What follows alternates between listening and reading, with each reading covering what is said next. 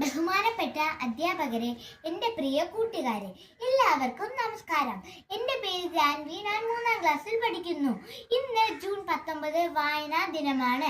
കേരള ഗ്രന്ഥശാല പ്രസ്ഥാനത്തിൻ്റെ പിതാവായ PN പണിക്കരുടെ ഓർമ്മ ദിനമാണ് ഇന്ന്. ഇദ്ദേഹത്തിൻ്റെ പ്രധാനപ്പെട്ട സന്ദേശമാണ് വായിച്ചു വളരുക, ചിന്തിച്ച് വിവേകം നേടുക എന്നത്. പുസ്തകങ്ങൾ നമ്മുടെ നല്ല സുഹൃത്തുക്കളാണ്.